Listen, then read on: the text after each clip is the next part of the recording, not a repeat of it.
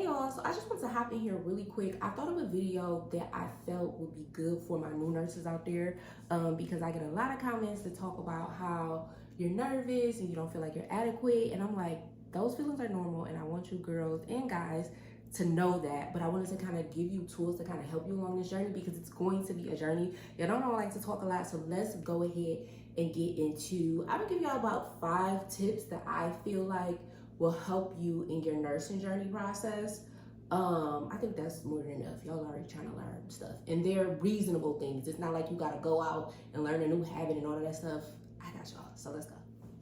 All right, y'all, so the first thing that I want y'all to do as new nurses is ask all of the questions. I don't care if you think it's a dumb question. I don't care if you asked the question before and you forgot the answer. I don't care if you scared. When I say ask all the questions, ask all the questions. This is your time to be a new nurse. This is the time where people will be more forgiving of you because you're not well versed. You're a new nurse. So they have a little bit of tiny bit of pity on you. Use that to your advantage. Do not be afraid. I remember, not even that. Don't be afraid. You have a lot of things that you are trying to learn all at once. Being a new nurse is not easy. You're now dealing with someone's life. That is a very serious and scary responsibility to take on. But you have to ask all of the questions. This is the time where people won't mind you asking questions. I remember before I used to know like my medications and stuff like that, I think I had like an issue on a MAR or something like that. Whatever it was, I end up having to ask somebody like, hey, I gave her this medication, but it said that I didn't give it to her. And it was something about the medications being the same or something. I don't know what it was, but when she gave me the answer, I was like, oh my God, like I'm so stupid. And you be careful how you talk to yourself. But I'm like, oh my God, like why didn't I think of that? Like, duh, you're gonna have moments like that, but that's okay. Do not be afraid. I think this is the biggest thing, because if you don't ask questions or you get to a point where you feel like you got it, that's when you should be scared. You are, as a nurse, you're always learning. Like even the most seasoned nurses have to ask questions. So do not be afraid. Do not make yourself feel like you're stupid for asking that question. Or if you get an answer like, oh my God, like beating yourself up because you couldn't think of the obvious. It is absolutely okay. And also when you ask questions, you lessen the risk of making mistakes. Mistakes are going to be made regardless. I've made mistakes even as a seasoned nurse. I mean, just because of human error. It's natural, it's normal. So don't feel like you'll ever get to a point where you'll be perfect. But I was saying that to say that asking the questions can save somebody's life, even if you think it's dumb. I'll give you guys an example. I had a patient and I was just going to do vitals, but when I went in there, the patient said they couldn't breathe. In my mind, I'm just automatically panicking because the patient is having an issue. And I'm not thinking rationally or logically. The first thing I said was, all right, you feel okay? She like, yeah. I was like, let me go get her. Let me go get my preceptor. I left her and went to my preceptor immediately because I could tell she was in distress, and I asked that question instead of trying to I could have figured it out myself. All she did was, and we'll get into preceptorships, but she was very patient with me. And it was like, okay, let's go check her out. Got there, it was a teaching moment. So we're gonna put oxygen on her and we're gonna check her post-ox. As I'm doing it, I'm like, bruh, duh, ABCs. Why wouldn't you put the oxygen on her? Why wouldn't you check her vitals? Like, that's what you came in there for in the first place. But I gave myself grace because even though that was common sense, you gotta realize you are learning so much stuff as a new nurse. Not only like disease processes and how to chart and what to pay attention to and how to, critically think. You are learning a lot as a new nurse. Give yourself the room to grow as you get better at it. But the point of it is ask the questions, because not asking questions, and I'm being serious, can be the decision between losing your license and saving somebody's life. So don't be scared. Do not. This is your time. Every nurse, even if you meet nurses who are like just buttholes, every nurse has been new. I don't care if they come from a line of doctors, nurses, whatever. Every nurse has known nothing about nursing at some point in their life. And especially when you get to the floor, even if you come from a long line of nurses, when you get to the floor, it's different. So everybody has been at that new position. So allow yourself to be there. You're not gonna always be new. It's gonna be things that you are expected to know as you grow as a nurse. So at this time, we are expecting nothing from you other than to ask questions, show up, and be ready to learn. That's it. So ask the questions. All right, guys, so the next thing is when it comes to your preceptor, I see a lot of comments talk about, I was introduced to my preceptor and I just realized that we are not a good fit. I'm not either learning from them, or I'm feeling like they aren't teaching me the way that I need to be taught, or whatever it is. Or maybe they seem like they don't even want to be with you, which is even worse, because it's like, I didn't ask to be with you. Like, I'm just here to learn. Don't be mad at me. But the point I'm making is that if you run into an issue with a preceptor and you feel like it's not a good fit, ask for another one. This is your time. Like, this is your time to be demanding when it comes to you learning, because you don't want to play about your license. So you don't want to be put with somebody who don't want to do the job, or shouldn't be doing the job, who is not patient. They have to understand that you are learning. Somebody who makes you feel comfortable about asking the questions. Somebody who is obvious. Usually when they I don't know. Typically when you get with a preceptor, you're with a nurse who is seasoned and is deemed a good nurse.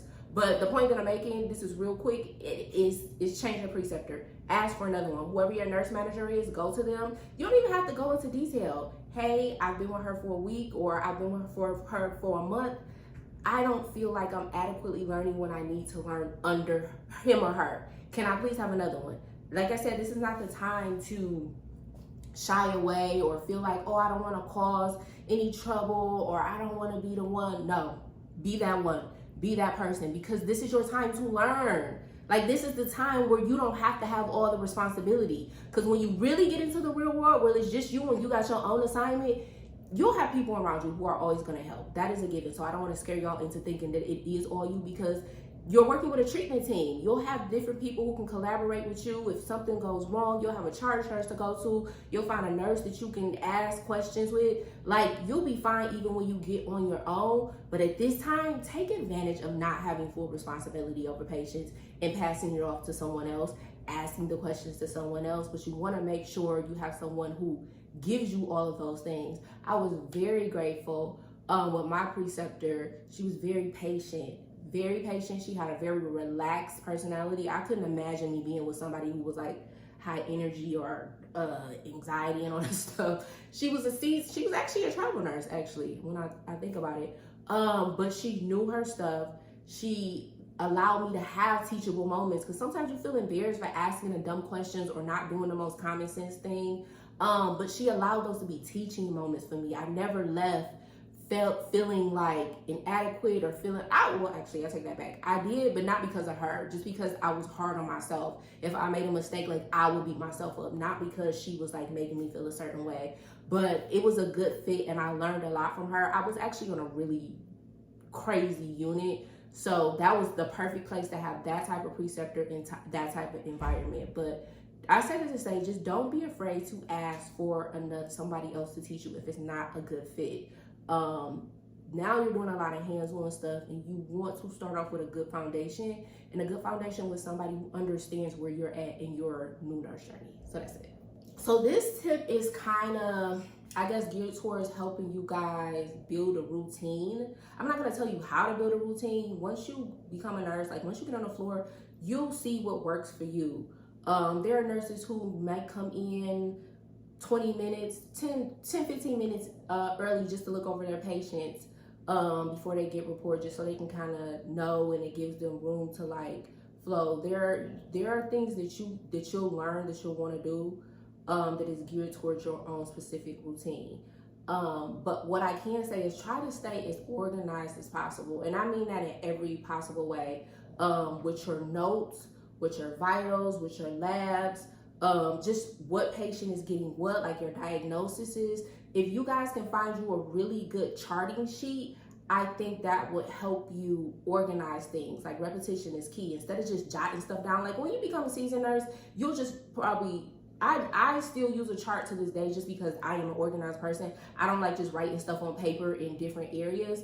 But get you a charting system where you can take a report that is organized so that you can kind of either read off the information easily and find it. Just stay organized. That's the part that I'm making. I feel like that will make your life so much easier. When I was a new nurse, I had a very basic routine, but I was always get there early because I was just anxious and I wanted to hear what certain conversations was going on and about, you know, like, oh, this patient is this and da da da da da. Like, I would just always get there early so that I can like ease into my shift, even though I never eased into it because that floor was crazy. It would be cold like as soon as you coming up on the floor.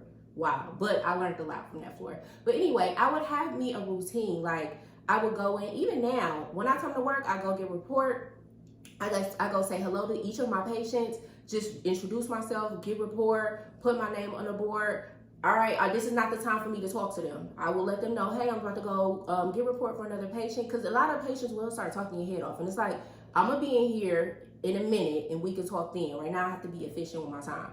Go introduce myself to each of my patients. After that, I go sit down. I did skip a part. I do come in and look over basic notes of my patients if I've never had them before. If they're new patients or whatever, I still have my chart to go off of. But anyway, go look at my patients. Either Tech is taking a vital or I'm taking the vitals, putting that in because I need to know all of my vitals before I pass my medications, any blood sugars that I need to do. And then I start working on patients based on acuity. Either acuity as far as medical or acuity as far as personality. Because all of my patients might be cool, but I got one patient that is super needy. Let me go get them situated first. So I take care of my patients based on acuity. Then after that, I go round on everybody at one last time because now I'm about to sit down and chart. Do you need anything? You got this? Go check with the tech. You fine? You need any help with nothing? Okay, cool. Go to my computer and then that is my time to chart. In a perfect world, it would happen like that. But even if it doesn't happen perfectly, in my mind, there are still certain things, not even in my mind, in my routine, there are certain things that are taken care of just in case something like blows out. You know, with nursing, like it could be good one moment and then bad the next. And so just find you a routine that works for you, and that'll just come with practice, that'll come with experience. But even the little things like you could start as simple as just having a charting system, a report system, so that you can find all of your information when needed. When you're on the phone with the doctor, or if a patient is asking for something, or a family member is asking for an update, like you have everything you need right there. I have a charting report. I'm pretty sure a lot of y'all have got it, especially if y'all have been here before, but I'll put the link down below. I've been using it since I started, literally since I started. And some units you'll go to, they'll have their own like report sheet, but a lot of them you have to just use your own, and I use that regardless. It just helps me organize. So that's that one. So this one I feel like is a way for you to gain more experience doing things that may be uncomfortable when it doesn't have to be your patient. And what by that I mean, like I was going to tell you guys, like to ask other nurses to help out. So what I mean by that is if somebody you hear that a patient needs a Foley, it's not your patient though, and the nurse is like, yeah, ask her like, hey, do you mind if I stand in, you know, if it's okay with your patient, and watch you do this procedure just so you can get familiar with it. When it's your patient, it's your first time doing the procedure, it can be very nerve-wracking. Versus if you watch people over and over again, like when it's your turn, you kind of have an idea. It's not like you're starting from scratch. You'll still be able to ask questions. I'm pretty sure somebody will help you. And if you don't know something, well, you'll be with somebody. But if you don't know something, ask like, how do I do this? How can I do it? Or can you show me how to do it? Or can you just come guide me? This goes back to asking questions. Ask questions, ask for help too. Not just for clarification, ask for help as well. But ask other nurses to stand in on their procedures, especially if they have something like where a doctor is coming in to do a procedure. Maybe they have a PCA pump or something. And you like, can you just show me the machine? I know you about to go in there and change the rate or do the documentation. Can you just go in and show me where it is? Or, you know, somebody needs an IV. That's a classic one. Stand in, watch people. The more you experience something, the more comfortable you'll be with it. And I feel like that's an opportune time as a new nurse to go into something without you having to actually experience it on your own patient. Because like I said, it could just be very nerve-wracking. Imagine even having like codes, or another great example, not even just IVs, codes. If somebody has a code, typically everybody goes to help, but go in, and if you, whatever your role is, I guess if you're on a cardiac unit, or I don't know, every unit might not have roles for specific nurses who are there. Usually they do for the shift. But if not, what I used to do for every single code that I would go to is I would be the recorder. That's easy. Just at first it was a little bit difficult because it's medications that I've never heard before. And so I'm just saying, what was that again?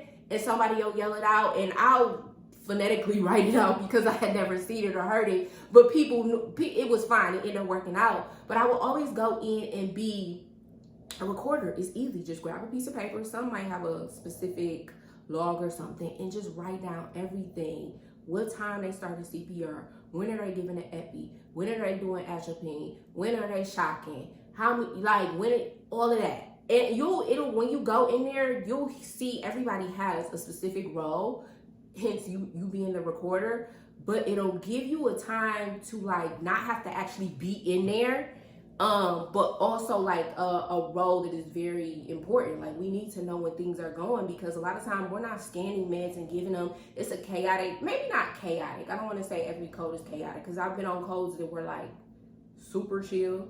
Everybody walk in, what's going on? And then I've been in codes where it's like on some Grey's Anatomy type stuff.